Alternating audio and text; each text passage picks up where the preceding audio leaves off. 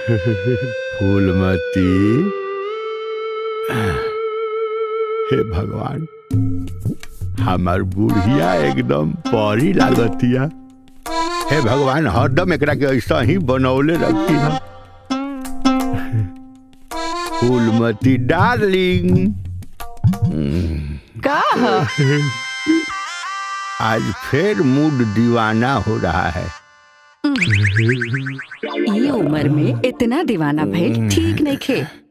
वैसे भी अब कुछ होइबे ना करी त काहे खौलत रहेनी। डोंट फॉरगेट फूलमती, बिना खौलले 3-3 गो लइकन के मुंह देखत रहू। वो एगो उम्र रहे। अरे होश आ मरद कबहू बुढ़ाला ना, बुझलू। अरे हे सोना मत देखाव, आज जल्दी तनी मूड बनाव। अरे ई कौन गधा के आवाज में गावता? हेलो, एक सेकंड, हम आओ तनी। अनु, ठीक बा। बदमाश कहीं का, कतरा दिन बाद कमरी आगे बोली। हाँ सॉरी। कमरिया करेला पालप लॉलीपॉप लागेलू। कमरिया करेला पालप लॉलीपॉप लागेलू।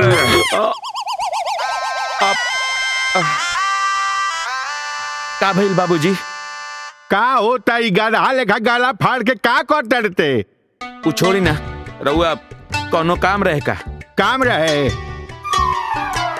तिवारी जी का नंबर ले सा। रउआ देनी हाँ त तू मंगला हा? अच्छा दे दी, अबे मांगा तनी, दे दी। पाकिट में दी, नंबर लिखबे नु। 1 मिनट, बा डायरी बा, पेनवा दो। अच्छा बोला, अब ये लिख ले तनी, बोला। 95, हाँ 95, 96, 96, 99, मुंह टकला से होई 99 होला। होला ना, तो सही कहा तनी। का कहलू हा? हिंदी में लिखी। हाँ हाँ ठीक बा, हो जाई। ठीक बतौलू हा। 99, 99, नीच हिंदी में 99, 99। ढलानवे कैसे होई? अब पढ़े के बाद तो सियाही पियला तो कैसे होई? हो जाई, हो जाई। हिंदी में ढलानवे, ढलानवे हैला पकड़ा हो गई। 95, 96, 99, 99, 98। अंक में लिखो, अंक में। अब अंक में कैसे लिखी? अरे मोबाइल में अक्षर चली की अंक चली? लिख। बोली। 95, 95, 96, 96, 99। मतलब 49 ना? हम बताइए। अच्छा जाए दी, हम लिख ले होता नहीं, 49 हुई। हाँ बोला आगे। 99, मतलब 99। हाँ ठीक बा। 98। 1 मिनट हाथ ओने करा, कहाँ ढलता नहीं?